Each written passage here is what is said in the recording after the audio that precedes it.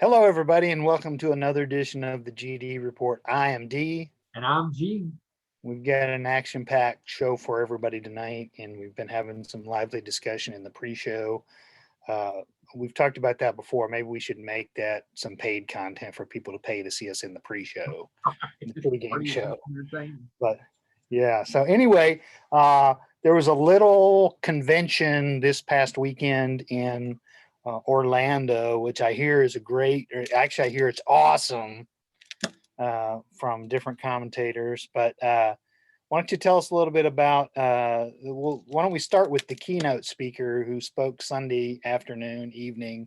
It was about an hour late, I think. Yeah, he was a little over an hour late. Most of the outlets that were covering it live ran out of programming and had to just use fill in with just music and live shots of people milling around waiting for former President Donald J. Trump to arrive. He finally did show up. I guess they could have shown footage of people going out into the foyer of the hall there and kissing the golden statue of Trump, which they had, which I thought was pretty interesting. But Trump finally showed up and proceeded to, pardon my French, but lie his ass off. He lied about just about everything. He did offer the Republicans that still support him, which amazingly is still about 80% of the Republicans. He did offer them a bone. He basically said he wasn't going to start another political party.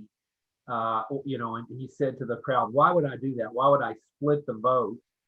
So my guess is Kevin McCarthy and Josh Hawley and everybody else who's been Ted Cruz, who's been pilgrimaging to Mar-a-Lago to kiss his ass, convinced him that his place is with the Republican Party instead of starting a new one. Yeah, it's kind of interesting to me for a crowd that claims to be so religious that they had the golden calf there. Yeah. Idol of Donald J. Trump. Yeah, and if you haven't seen this thing, go Google it because that's what it is. It's a golden idol. Yeah, and pretty interesting that this crowd believes in that. But hey, I did find some interesting things. The straw poll that they took, there were some interesting findings. He came in first with 55% Yep. of the vote, which I find actually weak. Right. Considering that he's supposed to be the be all end all of the Republican Party. Right. And that means 45% of them did not want him to win. He's not their favorite candidate. And you juxtapose that against should his policies be continued. I think that came in like at 95%. Right. So you had people that said his policy should be continued, but he shouldn't be the standard bearer. It's about a 40% difference. Yeah. Well, number two was Ron DeSantis, the Florida governor. And, you got to wonder if they did that just to, make the guy look good because they were in his home state, because the people I know in Florida hate him. They think he's the worst governor ever. Well, and I wondered if maybe there was a little tilt to the attendees being from Florida, right, being the Trump diehard believers from Florida. Right. Or DeSantis supporters. So yeah, it was his first big speech back in the limelight since I don't know when he's given I guess his final speech he gave the day Joe Biden was inaugurated. Yeah. He did claim in the speech that he might potentially run again and according to him, would beat the Democrats for the third time. Right. Which is interesting considering our Constitution doesn't allow for 3 terms. Right. Since he's such a strict constitutionalist, and interesting the fact that he didn't win this time. Well, see, that's his little nod. That's his little wink, wink, nod, nod. That he actually did win this time, that it was stolen from him. He went on to, so Joe Biden has been in office for a few days over a month, right? Yeah. And according to Trump, the world has just crumbled in a month. And, he predicted gas is going to go to $8, $9, $10 a gallon because of, Biden canceling the Keystone XL pipeline, you know, just calamity. They've screwed up everything. You know, people are streaming across the borders by the hundreds of thousands, if not millions, right now as we speak. I mean, just, you know, all of the fear mongering that, you know, we had hoped had gone by the wayside. I mean, he just brought it all back into one speech.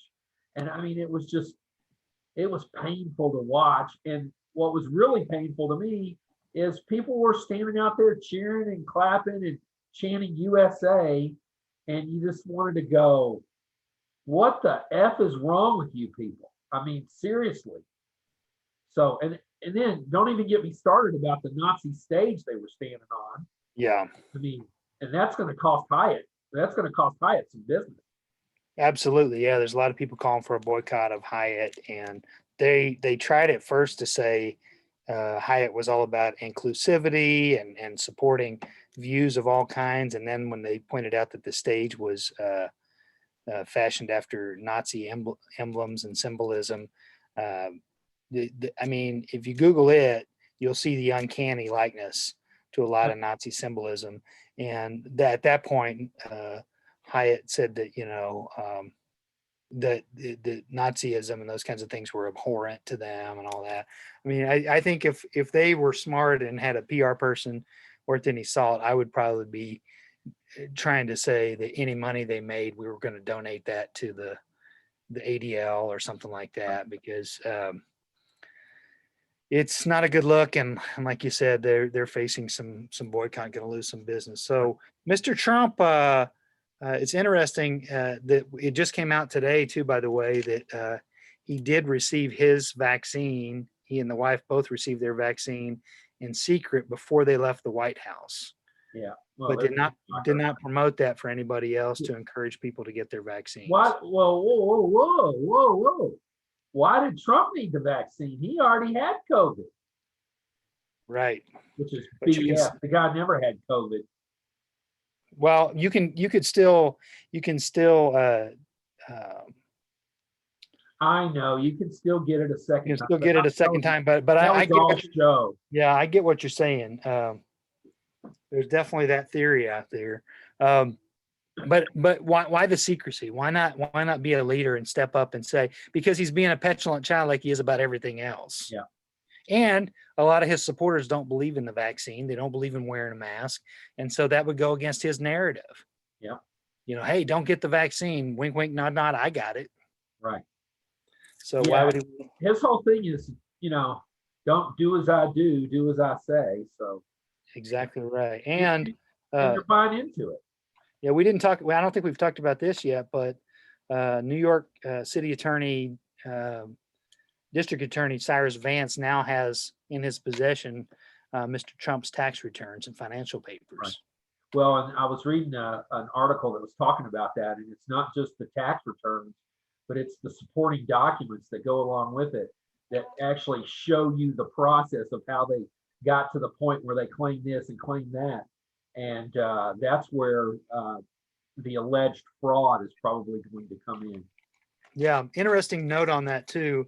I know we're getting a little sidebar here from CPAC, but we knew that would happen.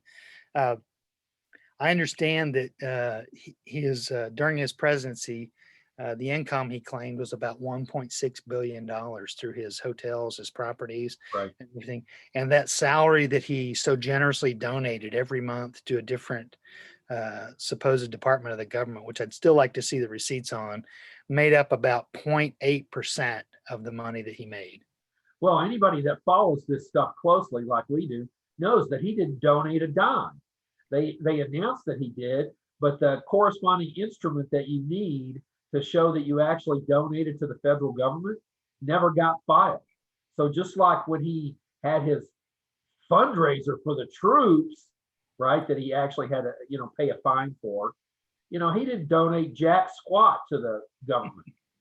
Yeah.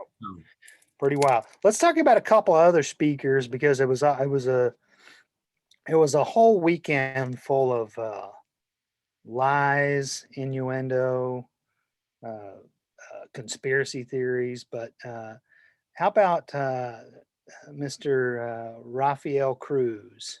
Jr., the junior senator from the state of Texas. He gave a rousing speech. Right. I did not watch Ted Cruz's speech. I do not like Ted Cruz. I wish the people of my home state of Texas would wise up and see fit to vote his sorry hide out of office. That kind of started off like a Dr. Seuss. I do not like Ted Cruz. Right. I do not like to lose. He gave a speech where he first of all, he made a joke about going to Cancun, which I think is just really sick for somebody to make that kind of joke, considering what he got caught in going to Cancun while the state of Texas was suffering. You know, they've said now that due to the power outages, the water outages, the freezing conditions, that 55 people died during that. So 55 people died.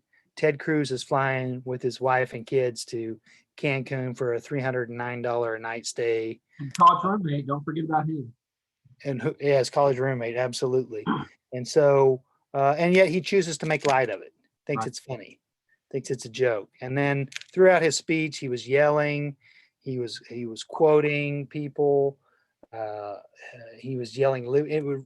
His tenor reminded me of the Kimberly Guilfoyle speech during the Republican convention, where she was yelling at the top of her voice too. It was just typical Ted Cruz. And the funny thing is about Ted Cruz and Josh Hawley also spoke at the CPAC and said he wasn't going anywhere, blamed the media, said he was being canceled, all these different things, which is pretty ironic that was the theme of the CPAC convention, which was Uncancel America. Yeah. Considering that any Republican that speaks up against Trump, their whole goal is to try to cancel them now. Right. But it's pretty ironic to me that Ted Cruz and Josh Hawley want to just run their mouths about the elites and how they want to fight back against the elites. And both of those guys are Ivy League educated. Yeah. They've been, Hawley taught at Oxford. They're about as elite as you can get. Yeah. Well, that's what the rank and file that support these idiots don't get, is that if you get to that stage, if you're on the national stage, you're elite. Whether you're on the national stage as a football player, a basketball player, an actor, actress, or a politician, you're elite when you get to that point. And for them to say, "Oh, we're against the elites," that's just BS. You're just against the elites that are in there now, and you want your elites to take over. That's exactly right. So I think you have some top reasons why Ted Cruz came back from Cancun? I do. I got about 20, but I'm going to read the top 10. So number one is, my apologies to David Letterman. He'd forgotten to bring his "I really don't care, do you" jacket. Number two, his all-inclusive hotel didn't include free porn. Number three, he got an alert for an Amazon package arrival and didn't want to risk it getting stolen. Because he lives in River Oaks, and that's a pretty seedy neighborhood down there. He was really on a secret plastic surgery trip, but the doctor said they could not make him look, quote, more like Stormy Daniels. He forgot he left his garage door open. He couldn't find a Taco Bell in Mexico or any Tex-Mex. He got mad when someone mistook him for a worm from a tequila bottle. The hotel manager refused to have staff fold the towels into the shape of baby elephants. Number 9, Mexico didn't want him there. Number 10, his family didn't want him there. Yeah, that's what he left the dog Snowflake at home. Yep. And a lot of people were declaring Snowflake the big winner because he got about a day away from Ted Cruz. Right. So pretty wild stuff. And I tell you, it continues to, the big takeaway for me from CPAC is for anybody like Mitch McConnell or any of them to waffle and say, one hand they want to try to chide Trump, on the other hand they want to say, oh, they'll vote for him. Oh, he's not in charge of the party. Oh, he is. He's in charge of their party. They've made their deal with the devil, yeah. and it's done. And until they vanquish him, as a party. They're always going to have that, and they're going to struggle in the suburbs. And I think we're going to see a bloodbath for them in the 2022 congressional elections, because any of those suburban seats they flipped this time are when you see the number of people that are unregistering from the Republican Party. Yeah. I think they're going to have some severe challenges.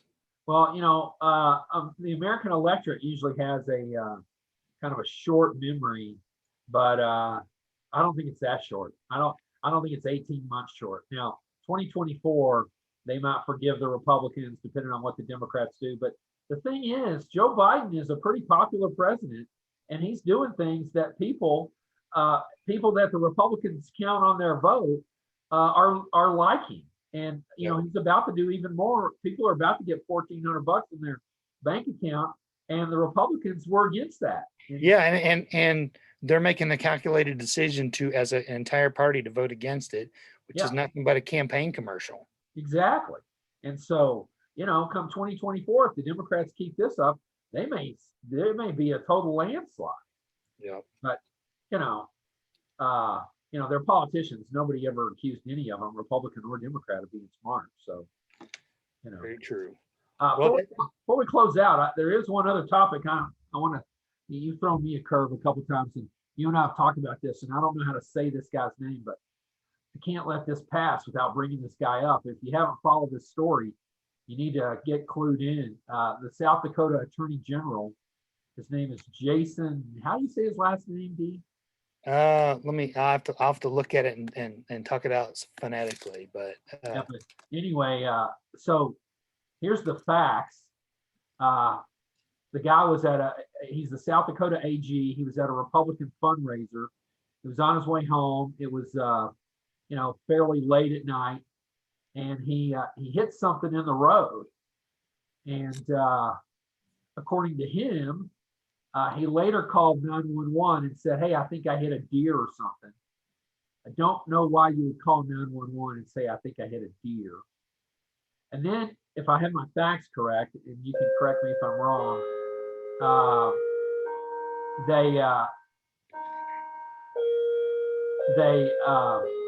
that's my doorbell. Avon's calling. Not sure who's at my door, but let me pause this for a second, see if I can pause it and answer my wife's gonna get it.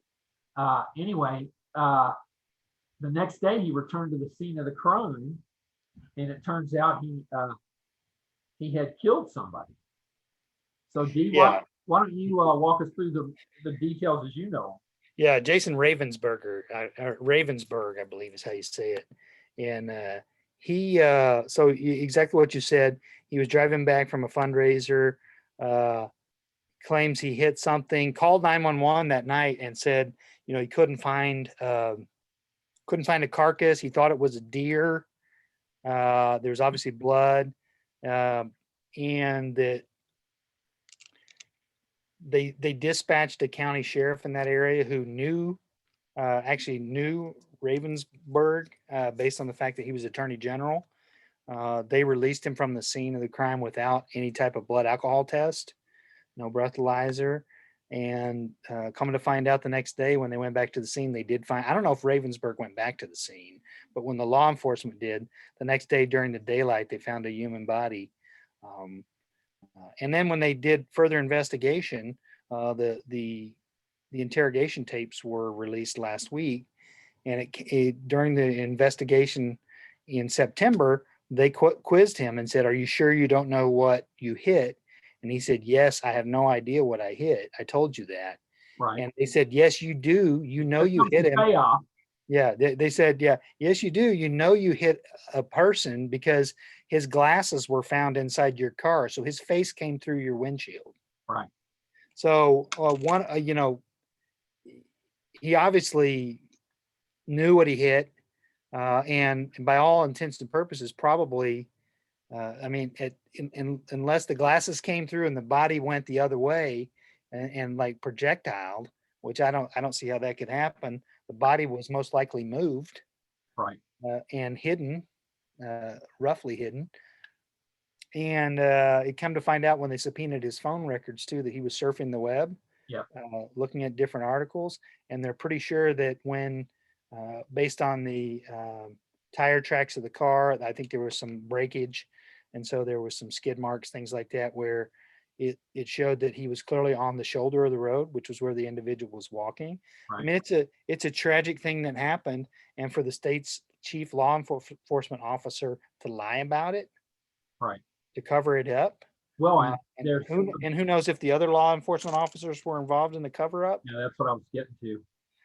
Yeah. And there's calls by Christy Nome, and the governor, and other state legislators for him to resign. Well, they're going to impeach him if he doesn't resign, I think. Well, he ought to be facing some charges too. Yeah, well, he ought to be facing murder charges. If nothing else, he should be facing, 5 years for vehicular manslaughter. But I mean, and the thing is, this person who was killed, their car broke down, and they were trying to walk to get some help for their car breaking down. That could have been you, me, or anybody else. And here, just because this guy's an elected official, and the thing that gets me about this is the arrogance of that SOB. I mean, he said, "I'm not stepping down. I didn't do anything wrong." Yeah, Well, it's just another case of why people hate politicians. Yep. They feel like they're above the law, and it feels like there's two sets of laws. Yep. There's a set of law for an everyday person. If an everyday person would have done that, they would have already been in jail probably. But he just thinks, yeah, I'm not stepping down. I did nothing wrong. And it's like, to even say that is very callous in my opinion. Right. So good curveball. I think the GD report was one of the first blogs that I know of that was actually talking about that story, because a lot of people were acting like it was a non-story. Yeah. Well, it's, we aim to break news. So speaking of, in our next one, I think I'm going to have some pretty big news to share about the GD report. So stay tuned for that. It'll be in our next one. All right, everybody, take care. Be sure to mask up if you go out. And when it's your time for the vaccine, go ahead and get in line. We've got the Johnson & Johnson just got approved. You can get 1 dose now. Yep. One and done. One and done. That's right. Everybody take care. All right. Good night, everybody.